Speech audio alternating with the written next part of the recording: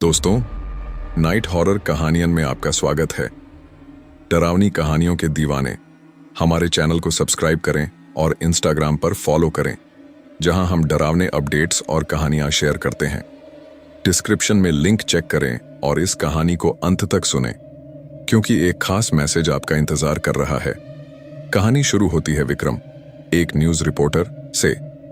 उसे उसके चैनल ने दशहरे के मेले की कवरेज के लिए रक्तपुर गांव भेजा। यह गांव मां काली की भव्य पूजा और विशाल मेले के लिए मशहूर था।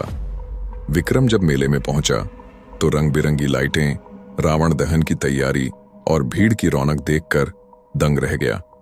लेकिन एक बात अजीब थी, इतने बड़े मेले में एक भी बच्चा नहीं दिखा। गांव वालों से पूछने पर पता चला कि पिछले 1 महीने से रात में बच्चे रहस्यमयी ढंग से गायब हो रहे थे। डर के मारे कोई अपने बच्चों को मेले में नहीं ला रहा था। विक्रम को यह बात परेशान करने वाली लगी। वह मेले में घूमने के बाद अपनी बाइक से लौटने लगा।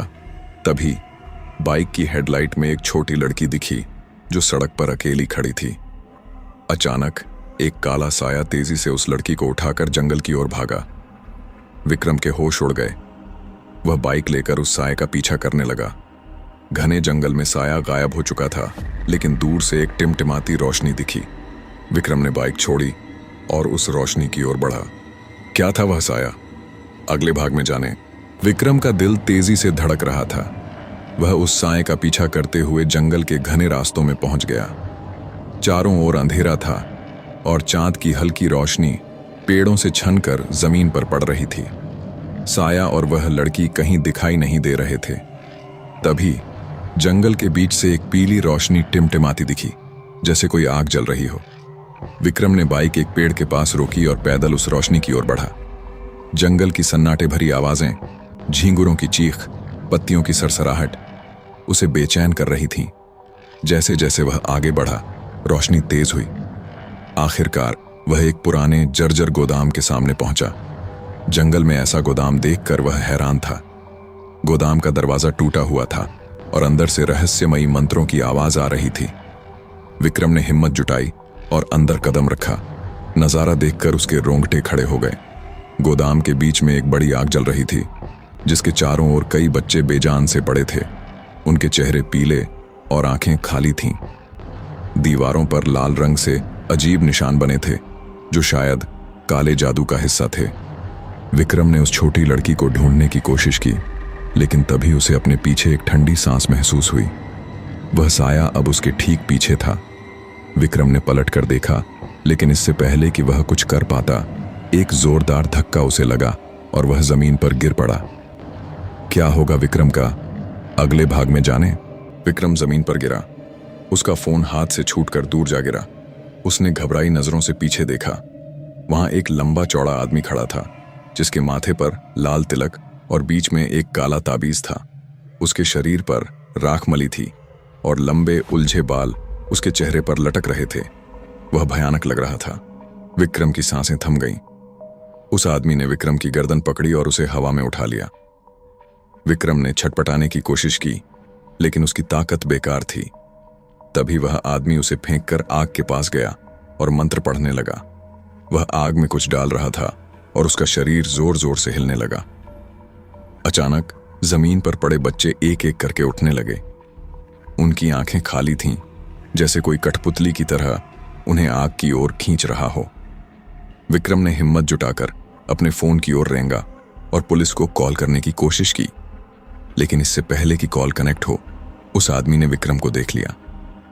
उसकी आंखें लाल हो गईं और वह भयानक गुर्राहट के साथ विक्रम की ओर बढ़ा। तभी गोदाम का दरवाजा तोड़कर पुलिस अंदर दाखिल हुई। पुलिस वालों को अपनी आंखों पर यकीन नहीं हुआ। बच्चे आग की ओर बढ़ रहे थे और विक्रम एक कोने में पड़ा था। उस आदमी ने गुस्से में अपनी आंखें खोलीं और अचानक गोदाम में लाइटें झपकने लगीं। क्या होगा अब? पुलिस के गोदाम में घुसते ही वह भयानक आदमी गुस्से से गुर्रा उठा। उसने अपनी लाल आंखें खोलीं और अचानक गोदाम में लाइटें झपकने लगीं। ऐसा लग रहा था जैसे कोई भूकंप आने वाला हो। बच्चे जो आग की ओर बढ़ रहे थे, अचानक बेहोश होकर गिर पड़े। विक्रम एक कोने में सांसें थामे यह सब देख रहा था। उसका शरीर दर्द से चीख रहा था। लेकिन वह हिम्मत नहीं हार रहा था। पुलिस वालों ने उस आदमी को पकड़ने की कोशिश की, लेकिन इससे पहले कि कोई उसे छू पाता, वह हवा में गायब हो गया। पुलिस वाले स्तब्ध रह गए। उन्होंने तुरंत बच्चों को गोदाम से बाहर निकाला और विक्रम को उठाकर पास के अस्पताल ले गए। गोदाम में बचे लाल निशान और जलती आग इस बात का सबूत थी कि वहां कुछ भयानक हुआ था। अस्पताल में विक्रम को होश आया। उसने पुलिस को सारी बात बताई, लेकिन उस भयानक आदमी का कोई सुराग नहीं मिला। गांव वालों ने बताया कि वह आदमी शायद कोई तांत्रिक था जो काले जादू के लिए बच्चों का इस्तेमाल कर रहा था। बच्चों को कई महीनों तक इलाज के बाद ठीक किया गया, लेकिन उनके दिमाग में वह भयानक रात छपी रही। विक्रम ने तय किया कि वह इस रहस्य को और खोजेगा। उसने गांव वालों से उस तांत्रिक के बारे में पूछा, लेकिन सब डर के मारे चुप थे। तभी एक बूढ़ी औरत ने उसे एक पुरानी गुफा के बारे में बताया, जहां वह तांत्रिक छिपा हो सकता था। विक्रम ने गुफा की तलाश शुरू की। क्या मिलेगा उसे वहां? विक्रम ने रक्तपुर गांव की उस पुरानी गुफा की तलाश शुरू की, जिसके बारे में बूढ़ी औरत ने बताया था। गांव वाले उस गुफा को काली खोह कहते थे और मानते थे कि वहां बुरी आत्माएं रहती हैं। विक्रम को डर तो था, लेकिन उस भयानक तांत्रिक का सच जानने की जिद उसे आगे ले जा रही थी। वह जंगल के और गहरे हिस्से में पहुंचा, जहां गुफा का रास्ता था। रात का समय था और जंगल में सन्नाटा छाया था। गुफा का प्रवेश द्वार पत्थरों और लताओं से ढका था। विक्रम ने अपनी टॉर्च जलाई और अंदर कदम रखा। गुफा की दीवारों पर वही लाल निशान बने थे जो उसने गोदाम में देखे थे। हवा में एक अजीब सी बदबू थी, जैसे कुछ सड़ रहा हो। गहरे अंदर जाते ही उसे मंत्रों की धीमी आवाज सुनाई दी।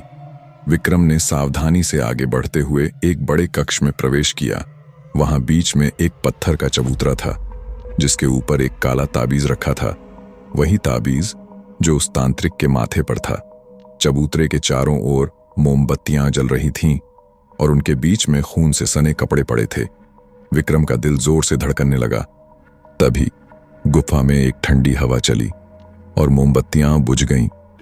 अंधेरे में एक भयानक हंसी गूंजी। विक्रम ने टॉर्च घुमाई, लेकिन कोई नहीं दिखा। अचानक उसका टॉर्च भी बुझ गया और उसे अपने पीछे भारी कदमों की आहट सुनाई दी। क्या था गुफा में? विक्रम का टॉर्च बुझ चुका था और गुफा में गहरा अंधेरा छा गया। भारी कदमों की आहट अब और करीब थी। उसने अपनी सांसें रोकीं और दीवार के सहारे खिसकने लगा। तभी एक भयानक हंसी फिर गूंजी और एक ठंडी सांस उसके गले को छू गई। विक्रम ने हिम्मत जुटाकर अपनी जेब से लाइटर निकाला और उसे जलाया। लाइटर की हल्की रोशनी में वह भयानक तांत्रिक सामने खड़ा था। तांत्रिक की आंखें लाल थीं और उसका चेहरा राख से ढका था। वह मुस्कुराते हुए विक्रम की ओर बढ़ा। तूने मेरी तपस्या भंग की, उसने गुर्राते हुए कहा। विक्रम ने पीछे हटने की कोशिश की, लेकिन गुफा की दीवार ने उसे रोक दिया। तांत्रिक ने अपना हाथ उठाया और अचानक विक्रम को ऐसा लगा जैसे कोई अदृश्य शक्ति उसे हवा में उठा रही हो। विक्रम ने चिल्लाने की कोशिश की, लेकिन उसकी आवाज गले में अटक गई।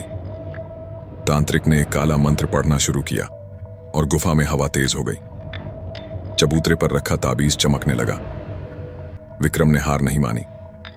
उसने लाइटर तांत्रिक की ओर फेंका, जो उसके कपड़ों पर गिरा और आग भड़क उठी। तांत्रिक चीखा और पीछे हट गया। विक्रम ने मौका देखकर ताबीज उठाया और उसे तोड़ दिया। एक जोरदार धमाका हुआ और गुफा हिलने लगी।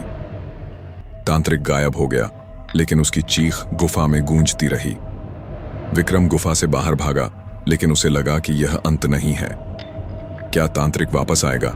विक्रम गुफा से भागकर गांव लौटा, लेकिन उसका दिल अब भी धड़क रहा था। उसने ताबीज तोड़ दिया था, लेकिन तांत्रिक की चीख और उसकी लाल आंखें उसके दिमाग में बार बार उभर रही थीं। गांव में खबर फैल गई कि विक्रम ने काली खोह में कुछ भयानक देखा। गांव वाले और डर गए। कईयों ने कहा कि तांत्रिक की शक्ति अब और बढ़ जाएगी। विक्रम ने पुलिस को सारी बात बताई, लेकिन कोई उस पर यकीन नहीं कर रहा था। गांव के कुछ बुजुर्गों ने उसे चेतावनी दी कि तांत्रिक का ताबीज उसकी शक्ति का स्रोत था और उसे तोड़ने से वह और खतरनाक हो सकता है। विक्रम ने ठान लिया कि वह इस रहस्य का अंत करेगा। उसने गांव के मंदिर के पुजारी से मदद मांगी। पुजारी ने बताया कि तांत्रिक कई साल पहले गांव का निवासी था जो काले जादू में लिप्त हो गया था। उसने बच्चों की आत्माओं से अपनी शक्ति बढ़ाने की कोशिश की थी। पुजारी ने विक्रम को एक पुराना मंत्र और एक ताबीज दिया जो उसे तांत्रिक से बचा सकता था, लेकिन पुजारी ने चेतावनी दी कि तांत्रिक अब विक्रम के पीछे पड़ेगा। रात को विक्रम अपने कमरे में था जब खिड़की से एक ठंडी हवा आई। अचानक कमरे की लाइटें झपकने लगीं और दीवार पर एक साया उभरा। साये ने विक्रम का नाम पुकारा। विक्रम ने ताबीज कसकर पकड़ा और मंत्र पढ़ना शुरू किया। साया गायब हो गया, लेकिन बाहर से एक भयानक चीख सुनाई दी। क्या तांत्रिक लौट आया? विक्रम का कमरा अब सन्नाटे में डूबा था, लेकिन उसकी सांसें तेज चल रही थीं। ताबीज ने उसे बचा लिया था, लेकिन वह जानता था कि तांत्रिक का खतरा टला नहीं है। अगली सुबह गांव में एक और बच्चा गायब हो गया। गांव वालों का डर अब गुस्से में बदल रहा था। कुछ ने विक्रम को दोष देना शुरू किया, कहते हुए कि उसने तांत्रिक को और गुस्सा कर दिया। विक्रम ने पुजारी के साथ मिलकर तांत्रिक को रोकने की योजना बनाई। पुजारी ने बताया कि तांत्रिक की शक्ति एक प्राचीन शाप से जुड़ी है जो गांव के पास की नदी में छिपा है। विक्रम और पुजारी रात को नदी की ओर गए। वहां का माहौल भयावह था। पानी काला पड़ चुका था और किनारे पर लाल निशान बने थे। पुजारी ने मंत्र पढ़ना शुरू किया और विक्रम ने नदी में एक चमकता हुआ पत्थर देखा। जैसे ही उसने पत्थर को छूने की कोशिश की, पानी में से एक काला साया उभरा। यह तांत्रिक था, लेकिन अब उसका रूप और भयानक था। उसके चेहरे पर खून की धारियां थीं और आंखें जल रही थीं। उसने विक्रम को पकड़ लिया और पानी में खींचने लगा। विक्रम ने पुजारी का दिया ताबीज निकाला और मंत्र पढ़ा। तांत्रिक चीखा और उसकी पकड़ ढीली पड़ गई। विक्रम ने पत्थर उठाया और उसे तोड़ दिया। एक जोरदार रोशनी फैली और तांत्रिक गायब हो गया। लेकिन क्या यह अंत था? पत्थर टूटने के साथ ही एक तेज रोशनी फैली और नदी का पानी उबलने लगा। तांत्रिक की चीखें गूंजती रहीं, लेकिन वह हवा में गायब हो गया। विक्रम और पुजारी ने राहत की सांस ली, लेकिन गांव का माहौल अब भी भयावह था। गांव वालों को यकीन नहीं था कि तांत्रिक हमेशा के लिए गया। विक्रम ने तय किया कि वह गांव में रुकेगा और सच का पता लगाएगा। पुजारी ने बताया कि तांत्रिक का शाप एक प्राचीन मंदिर से शुरू हुआ था जो अब खंडहर बन चुका था। विक्रम उस खंडहर की ओर गया। वहां दीवारों पर वही लाल निशान थे और एक पुरानी मूर्ति के पास एक गड्ढा था। गड्ढे में एक काला ताबीज चमक रहा था। विक्रम ने उसे उठाया, लेकिन तभी खंडहर हिलने लगा। अचानक तांत्रिक का साया फिर प्रकट हुआ। इस बार वह और भयानक था। उसके शरीर से काला धुआं निकल रहा था। उसने विक्रम पर हमला किया, लेकिन विक्रम ने पुजारी का मंत्र दोहराया। ताबीज टूट गया और एक जोरदार धमाके के साथ खंडहर ढहने लगा। विक्रम किसी तरह बाहर निकला। गांव में अब शांति थी। बच्चे धीरे धीरे ठीक हो रहे थे और गांव वालों ने विक्रम को धन्यवाद दिया। लेकिन विक्रम को एक बात परेशान कर रही थी। तांत्रिक की आखिरी चीख में एक वादा था कि वह लौटेगा। क्या यह वाकई अंत था? विक्रम की बहादुरी ने रक्तपुर गांव को तांत्रिक के शाप से बचा लिया। गांव में अब मेले की रौनक लौट आई थी। बच्चे हंसते खेलते दिख रहे थे और गांव वालों ने विक्रम को हीरो माना। लेकिन विक्रम के मन में एक डर बाकी था। तांत्रिक की आखिरी चीख, जिसमें उसने वापस लौटने की धमकी दी थी। विक्रम ने अपने चैनल नाइट हॉरर कहानियन के लिए इस कहानी को रिकॉर्ड किया और गांव वालों की मदद से एक डॉक्यूमेंट्री बनाई। इस कहानी ने लाखों लोगों को डराया और प्रेरित किया। लेकिन विक्रम जानता था कि यह खतरा पूरी तरह खत्म नहीं हुआ। उसने पुजारी से मिलकर एक आखिरी रस्म करने का फैसला किया जो तांत्रिक को हमेशा के लिए खत्म कर दे। दशहरे की रात गांव वालों ने मंदिर में एक विशेष पूजा की। पुजारी ने मंत्र पढ़े और विक्रम ने तांत्रिक के आखिरी ताबीज को आग में डाला। एक जोरदार चमक के साथ वह ताबीज जल गया और गांव में शांति छा गई। तांत्रिक की चीखें अब कभी नहीं सुनाई दी। दोस्तों, यह थी रक्तपुर की डरावनी कहानी। अगर आपको पसंद आई तो नाइट हॉरर कहानियन को सब्सक्राइब करें और इंस्टाग्राम पर फॉलो करें। दोस्तों, हम आपके लिए बड़ी मेहनत से डरावनी और रहस्यमयी कहानियां लेकर आते हैं। इसलिए आपसे एक छोटी सी गुजारिश है, कृपया हमारे चैनल नाइट हॉरर कहानियन को सब्सक्राइब जरूर करें। आपका साथ ही हमें और मेहनत करने और भी खौफनाक कहानियां लाने की ताकत देता है।